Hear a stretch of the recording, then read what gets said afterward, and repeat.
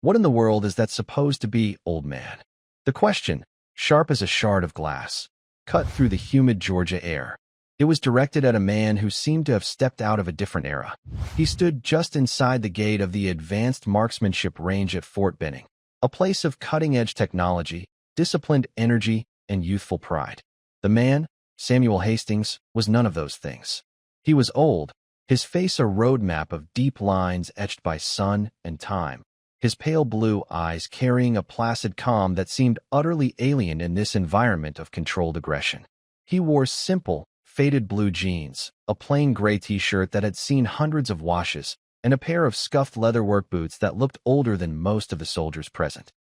The source of the question, Staff Sergeant Kade Miller, was the man's perfect opposite. Miller was the epitome of the modern U.S. Army Ranger. He was in his late 20s, built like a finely tuned machine, and clad in the latest multicam combat uniform. Every piece of his gear, from the Ops Corps helmet with its array of strobes and cameras to the Daniel defense rifle slung across his chest, was pristine, tactical, and expensive. He moved with a cocksure swagger, an aura of supreme confidence that came from being at the physical and professional peak of his life. His eyes were fixed on the object in Samuel's hand. The old man had just pulled out his wallet to show his visitor's pass, and inside the worn leather, something had caught the sergeant's eye. It was a dull, star-shaped piece of metal hanging from a tattered, pale blue ribbon. One of the star's points was noticeably bent, and the metal itself was scuffed and tarnished, devoid of any shine. It looked like a cheap trinket, a forgotten prize from a county fair. Samuel didn't answer immediately. He simply looked at the sergeant, his expression unreadable. His hands, gnarled with arthritis and crisscrossed with silvery scars, held the wallet with a steadiness that belied their age. "I'm talking to you, Pops," Miller pressed, his voice louder now, attracting the attention of several other Rangers who were prepping their gear nearby. They paused, smirks beginning to form on their faces. This was a common occurrence for Miller, finding some minor infraction, some perceived slight to the standards of his domain, and turning it into a public lesson. It was how he maintained his authority. "This is a restricted area. I ask you a question, you answer it. What is that piece of junk?" "It's personal," Samuel replied, his voice a low, gentle rumble, tinged with a faint Appalachian drawl. He made a move to close his wallet. Miller's hand shot out, surprisingly fast, and clamped down on Samuel's wrist. It wasn't a violent gesture, but it was firm, controlling. "Personal? This is a United States military installation, Grandpa. Nothing is personal when it comes to security. Let me see that." Samuel's pale eyes flickered from Miller's face down to the hand gripping his wrist, and then back up. For a fraction of a second, something shifted in their depths, a flicker of something ancient and dangerous, like the glimpse of a great predator in the deep woods. Then it was gone, replaced by that same unnerving calm. He didn't resist. He simply relaxed his hand and let Miller take the wallet. Miller snatched it and held up the tarnished star for his audience to see. "Look at this. He's got a broken toy soldier badge in his wallet." Laughter rippled through the small group of Rangers. "Did you get this in a Cracker Jack box?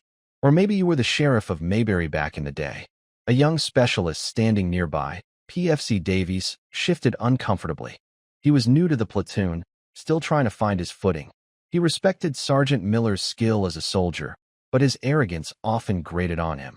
There was something about the old man's stillness, his quiet dignity in the face of this casual humiliation, that made Davies' stomach clench. It just felt wrong. "I was asked to come here," Samuel said, his voice still level, showing no trace of anger or embarrassment, "to observe the new variable optic scope trials." Miller let out a short, incredulous laugh. He tossed the wallet back at Samuel's chest. "You? Observe? The only thing you're qualified to observe is a bingo card. This is the 75th Ranger Regiment, not a retirement home. We're testing gear that costs more than your house. We use integrated data, ballistic computers, and thermal overlays. What could you possibly understand about any of that?" He gestured dismissively at the old man's only piece of equipment, a long, cloth-wrapped object slung over his shoulder. "And what's that supposed to be? Your hunting rifle from the Great Depression?" Without waiting for an answer, Miller strode over and tugged at the canvas wrap. It fell away to reveal a rifle that drew gasps of disbelief and snorts of derision from the assembled soldiers. It was an M40A1 sniper rifle, the kind used by the Marine Corps decades ago. The wooden stock was worn smooth in places, darkened with the oil and sweat of countless hours of handling. The steel of the barrel was faded to a dull gray. Mounted on top was an old, unertl 10x scope, its brass fittings greening with age. It was a museum piece. "Oh, you have got to be kidding me," Miller scoffed, circling the old man like a wolf. "A wooden stock? Is that a real unertl? My God, my dad had one of those on a varmint rifle. You actually think you can do anything with that relic besides maybe club a rabbit to death?" Samuel ran a gentle hand along the stock of the rifle, his touch almost affectionate. "She still works," he said quietly, as if speaking to the weapon itself. "She still works," Miller mocked in a high-pitched voice. "That's what you'll be saying about your pacemaker in a few years. Look, I don't know what kind of clerical error got you a pass to my range, but you're a liability. Your presence here is a distraction and an insult to the professionals who are training to go to war. So I want you to take your walking stick and your little toy badge and get off this range." Now, the finality in his tone was absolute. He was the king in this kingdom of steel and gunpowder, and he had passed his judgment. The other Rangers, taking their cue from their leader, began to close in slightly, their posture intimidating. It was a classic pressure tactic, meant to overwhelm and force compliance. But Samuel didn't move. He just stood there, his thumb gently stroking the bent point on the tarnished star in his wallet, which he had since tucked back into his pocket. His calm was no longer just placid, it was defiant. It was the calm of a mountain that does not care for the wind that blows against it. Specialist Davies watched, his heart pounding. The disrespect was galling. This old man was a veteran, that much was clear. He might be out of touch, his gear might be ancient, but he had served. He deserved better than this. He saw Sergeant Miller take another step toward the old man, his hand balling into a fist. The situation was escalating, moving from verbal mockery to the edge of physical confrontation. Davies knew he had to do something. "Sergeant," Davies said, his voice a little shaky, "I need to go check the ammo inventory at the depot. Be right back." Miller waved him away without looking. "Whatever. Just get it done." Davies gave one last, apologetic look toward the old man before turning and jogging away, not toward the ammo depot, but toward the small administrative hut at the edge of the range complex. He pulled out his phone as he ran. He didn't know who to call, but he knew he couldn't just stand by and watch. He'd seen the ID in the old man's wallet for a brief moment. It was a simple, laminated Department of Defense civilian contractor card. But there was a series of numbers and a small, almost invisible holographic emblem in the corner he hadn't recognized. He had a gut feeling that it was important. He was going to call the base command post and report a visitor harassment incident. It was a risk. If he was wrong, Sergeant Miller would make his life miserable. But if he was right, well, he had to be. No one who carried themselves with that much quiet strength was just some random old man. Back at the range, the tension had thickened. Miller was now standing inches from Samuel, well inside his personal space. The sergeant's face was red with frustration. This old man's refusal to be intimidated was a direct challenge to his authority, and he couldn't stand it. "Did you hear me?" Miller's voice was a low growl. "I gave you an order. Get off my range." "This rifle," Samuel said, his voice still maddeningly calm, completely ignoring the order, "was issued to me in 1983. The stock is bedded in fiberglass. The action is blueprint. The barrel has seen 3 continents. It can still hold a half-minute of angle at 1,000 yards. It's an honest weapon. I don't care if it was forged by dragons and blessed by the Pope." Miller spat, his frustration boiling over. He jabbed a finger into Samuel's chest. "You are not authorized. You are not welcome. This is for elite soldiers, not for has-beens and never-weres." The finger poke seemed to be the final straw. Samuel's gaze hardened. He didn't flinch, didn't move back. He simply absorbed the contact, his body as immovable as an oak tree. The air crackled. The other Rangers shifted, sensing the dynamic had changed. The old man wasn't just passively enduring anymore. He was actively resisting, his silence a weapon more potent than any of Miller's shouted insults. "You have a lot to learn about what makes a soldier, Sergeant," Samuel said, his voice dropping so low it was almost a whisper, yet it carried more weight than all of Miller's bluster. This quiet, paternalistic rebuke was more than Miller could handle. It was the ultimate insult, to be lectured by this relic.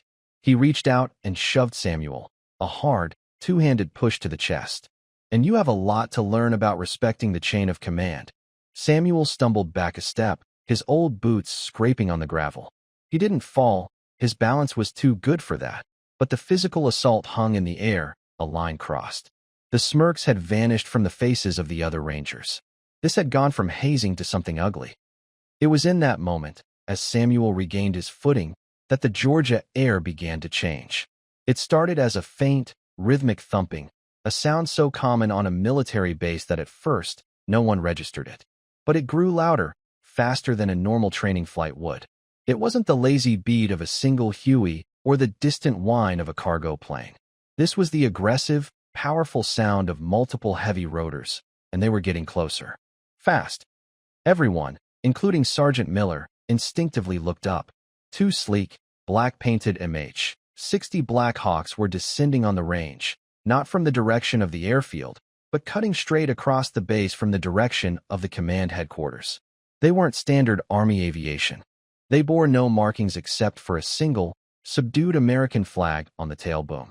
They moved with a predatory grace, kicking up a swirling vortex of red dust and dry grass as they flared for landing not 50 yards away. Miller stared, bewildered and furious. "What the? No one authorized a landing here. This is a hot range," he yelled to no one in particular, his authority evaporating in the face of this sudden, inexplicable intrusion. Before the skids had even fully settled, the side door slid open. For men in crisp, dark business suits and earpieces jumped out of each helicopter, fanning out to form a secure perimeter. They moved with the economical, precise lethality of Secret Service agents. They ignored the Rangers completely, their eyes fixed outward, their hands held loosely near the jackets covering their sidearms. They were a wall of silent, intimidating professionalism. Then, from the lead helicopter, a figure emerged, ducking under the still-spinning rotor blades. He was a tall man in his late 50s, his frame lean and powerful.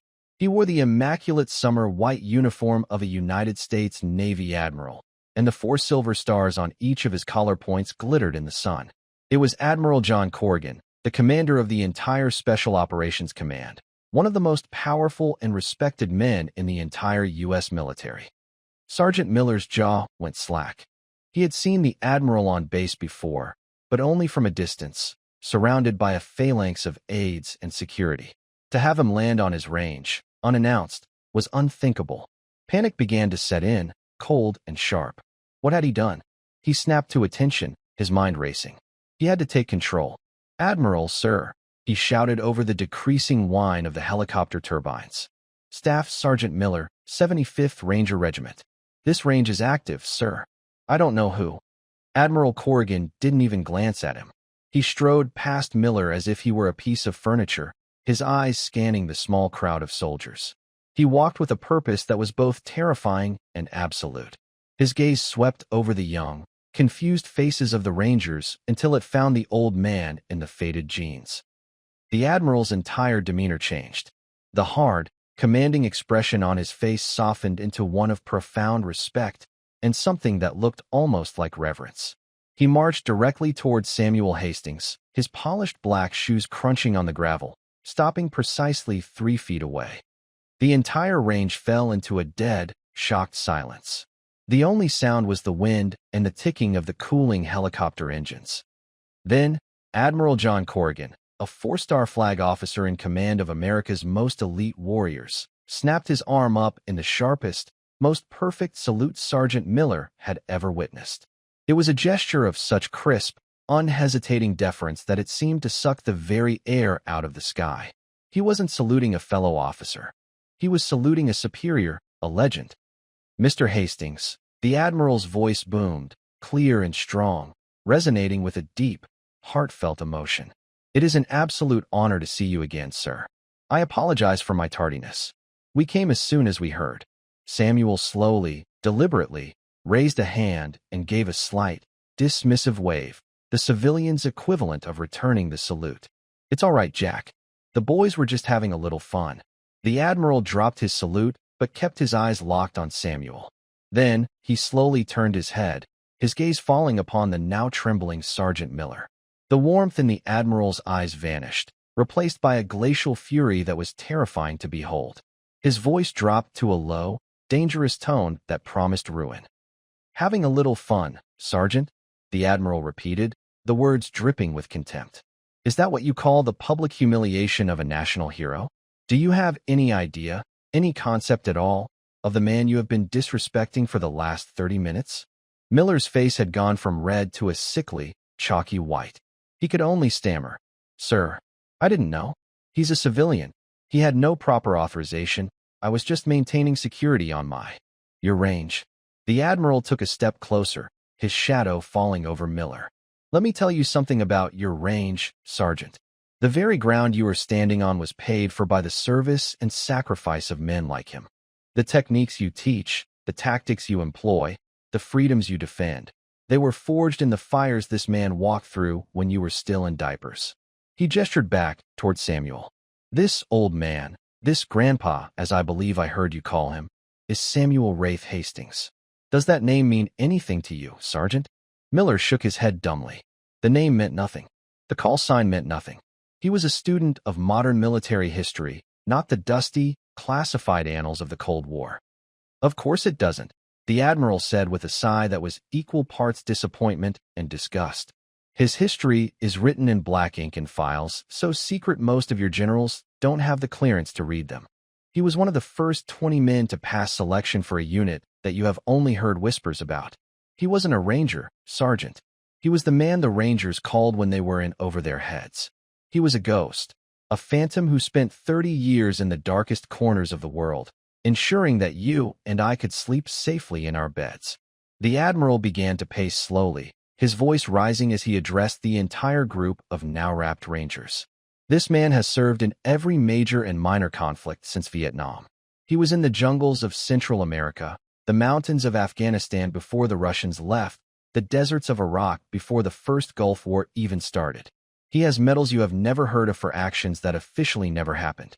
The rifle you called a relic has likely taken more high-value targets than your entire battalion has in the last decade." He stopped and pointed directly at Miller's chest. "And the broken badge? The piece of junk you mocked so cavalierly." The Admiral's voice dropped, becoming thick with emotion. "Sergeant, that is not a badge. That is the Medal of Honor." A collective gasp went through the crowd of soldiers. Miller staggered back as if he'd been physically struck. His eyes, wide with horror, darted to Samuel, who was now looking down at the ground, a sad, weary expression on his face. He never wanted this. He never wanted the attention. He received it for actions during Operation Gothic Serpent in Mogadishu, Somalia. The Admiral continued, his voice now a powerful orator's cadence, recounting a sacred history. His team was pinned down, their vehicle disabled, multiple men wounded.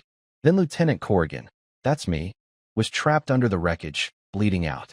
While under sustained, overwhelming enemy fire from RPGs and machine guns, Sergeant Hastings, as he was then, single-handedly suppressed the enemy positions, ran across 50 yards of open ground known as the Mogadishu Mile, and physically lifted the wreckage enough for me and another wounded soldier to be pulled free.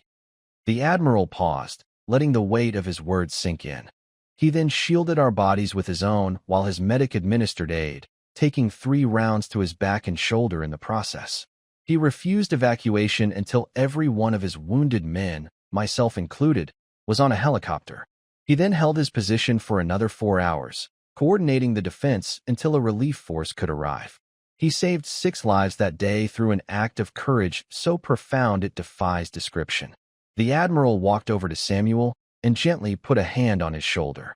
When he was presented with the medal, he accepted it not for himself, but in the name of the 2 men from his team who didn't make it home that day.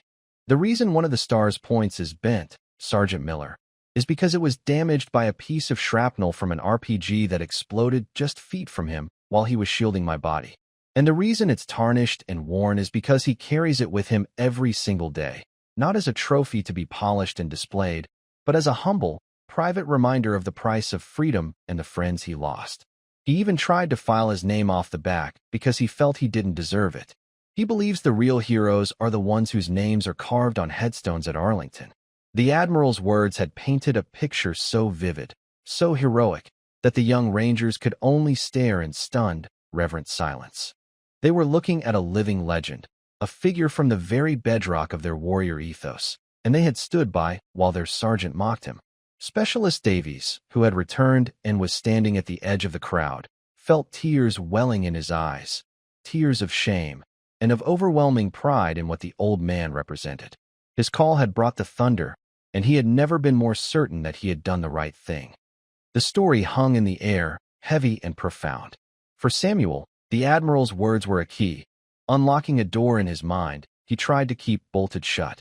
The hot Georgia sun faded, replaced by the blinding, oppressive glare of the Somali sky. The smell of pine and dust became the acrid stench of burning tires, cordite, and blood. He was there again. The world was chaos and noise. The high-pitched shriek of RPGs overhead, the relentless, deafening chatter of AK-47s, the deeper, rhythmic thud of the 50 calories on the Humvee. He could feel the city's heat radiating up from the asphalt, a tangible, suffocating force. His ears were ringing, his body screaming with exhaustion. He tasted copper and dust in his mouth. He saw Corrigan, just a young lieutenant then, his leg trapped beneath the twisted metal of their overturned vehicle. The kid's eyes were wide with shock and pain, his face pale beneath a layer of grime. The other men were providing covering fire, but they were pinned, their ammunition running low. The enemy, the militia, were swarming, moving through the alleys and doorways like ghosts. Something inside Samuel went cold and still. The chaos receded into a distant hum. There was only the objective: get his man out. He didn't think. He acted. He laid down a precise, terrifyingly accurate stream of fire from his rifle, forcing the attackers to duck for cover. In that brief moment, he broke from his position and sprinted across the open street. Bullets kicked up dust around his feet, a hornet's nest of supersonic cracks whipping past his head. He didn't feel fear. There was no room for it. There was only the mission. He reached the Humvee, the metal hot enough to burn his hands. He grabbed the edge of the chassis. Adrenaline, pure and potent, surged through him. He roared, a primal sound of pure effort, and heaved. The massive frame lifted, just inches, but it was enough. He saw hands reaching in, pulling the lieutenant free. Then another man. He held it, his muscles screaming, his vision starting to tunnel. Then came the explosion. A deafening blast to his left threw him sideways. A wave of heat and force washed over him. He felt a sharp, searing pain in his back, then another and another. It was like being hit with a sledgehammer. He fell, landing half on top of the men he had just helped save. He could feel the warm stickiness of blood spreading across his back. He tried to push himself up, his vision blurry. His medic, a young man named Casey, was suddenly there, his face a mask of desperate concentration. "Sam, you're hit. You're hit bad. Get the lieutenant," Samuel grunted, the words tasting like blood. "Get all of them. I'm last." He rolled onto his stomach, ignoring the fire in his shoulder and back, and brought his rifle to bear. He found his sight picture. The world shrunk to the small circle of his scope. There was a man with an RPG in a second-story window. He exhaled, squeezed the trigger. The rifle bucked against his wounded shoulder, sending a fresh wave of agony through him, but the target vanished. He chambered another round. The world was pain and noise and duty, and he would not leave his post. He would not leave his men. Samuel blinked. The memory vanished, leaving an echo of pain in his old wounds. The Georgia sun was back. The air was quiet. Admiral Corrigan had a hand on his shoulder, his grip firm and grounding. He was back. The Admiral turned his full attention back to the disgraced Sergeant Miller. His voice was now devoid of all emotion, flat and cold as a coroner's slab. "Sergeant Miller, you are a disgrace to the uniform of a United States Army Ranger. You embody an arrogance and a lack of judgment that I find utterly appalling. You have mistaken bravado for strength and cruelty for leadership. You failed to recognize true greatness when it was standing right in front of you. And in doing so, you have dishonored yourself, your unit, and the very ideals you swore an oath to uphold. He paused, letting the condemnation settle. Effective immediately, you are relieved of your duties. You will report to the base commander's office, where you will be formally reprimanded and reassigned. I assure you, your new post will be one where your leadership skills will not be required. You will spend the remainder of your career counting paperclips in the most remote posting I can find. Am I clear? Yes, Admiral, Miller whispered, his voice cracking. He looked utterly broken, his entire world, his identity, shattered in the space of 10 minutes. He couldn't even meet the Admiral's eyes, staring instead at the gravel at his feet, as if hoping it would swallow him whole. Now get out of my sight, the Admiral commanded. Without another word, Miller turned and began the long, humiliating walk away from the range, the eyes of his men, his peers, and his superiors burning into his back. His career was over. His reputation was destroyed.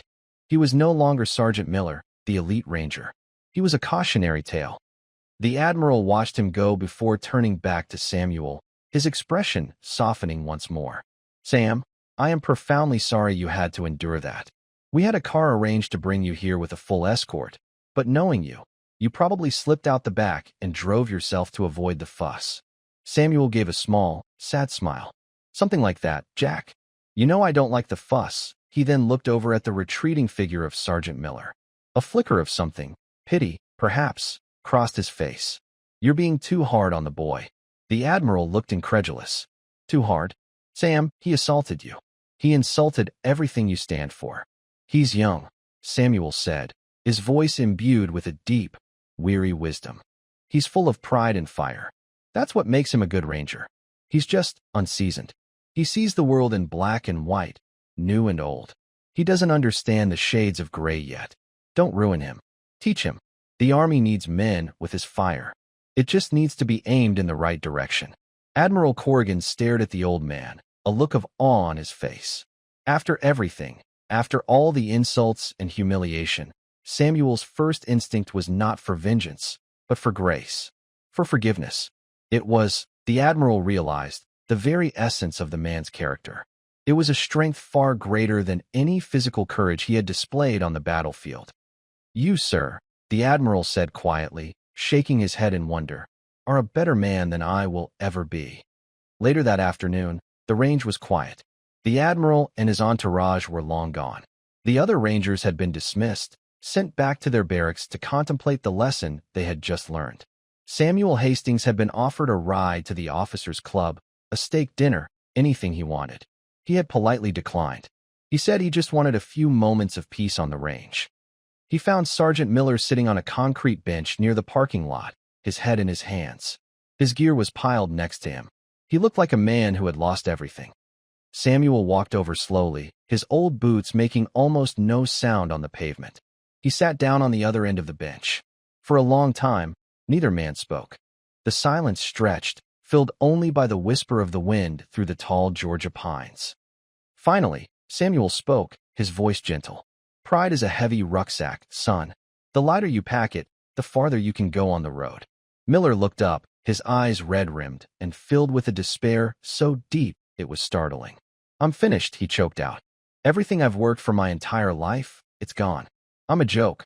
No, Samuel said firmly. You're not. You're a soldier who made a mistake. A bad one, I'll grant you. But this moment doesn't have to be the end of your story. It can be the beginning of it. He reached into his pocket and pulled out his wallet, opening it to the tarnished star. He unpinned it from the leather and held it out on his gnarled palm. Look close. Hesitantly, Miller leaned in. He saw the deep scratches, the bent point, the faded inscription on the back that was almost entirely worn away. He saw a history of violence and sacrifice held in a simple piece of metal. This thing, Samuel said, his voice a low murmur, doesn't make me a hero. It just means I was in a terrible place on a terrible day, and I was lucky enough to live when better men didn't. The weight of it is heavy. I carry it to remember them, not to celebrate me. A real warrior's strength isn't in his gear, or his rank, or how loud he can shout. It's in his humility. It's in his willingness to serve something greater than his own ego. It's an understanding that respect is something you earn with your character, not something you demand with your voice.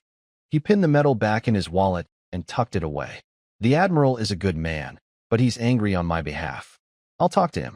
I won't let him ruin your career. But you have a choice to make. You can let this humiliation break you, or you can let it rebuild you into the kind of leader your men truly deserve. A leader who judges by the content of a man's heart, not the quality of his equipment.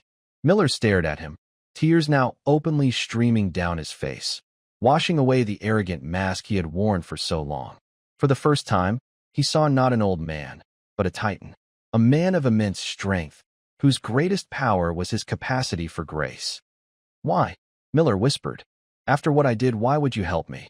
Samuel Hastings stood up, his joints creaking slightly. He placed a heavy, calloused hand on Miller's shoulder, the grip firm and steady. Because you wear the uniform, he said simply. And that makes you my brother. And we don't leave our brothers behind. We pick them up when they fall. He gave the shoulder a gentle squeeze and then turned and walked away toward his old, dusty pickup truck, his long-slung rifle a familiar weight on his shoulder. Specialist Davies watched the entire exchange from a distance, hidden by the corner of a building. He saw the conversation, the old man's simple gesture of compassion, and the way Sergeant Miller finally, completely, broke down, not in despair, but in what looked like a catharsis of shame and gratitude. He knew he was witnessing something profound, a lesson in leadership, humility, and grace that no training manual could ever teach. He understood that the truest measure of a soldier wasn't found in the battles they won, but in the character they upheld and the compassion they showed, especially when it was least deserved. Stories like these, of quiet heroes and the powerful lessons they teach, are the lifeblood of our shared heritage, a reminder that the greatest strength is often hidden in the gentlest of souls. And if you believe that these stories of quiet courage and profound wisdom deserve to be shared and remembered, you know exactly what to do.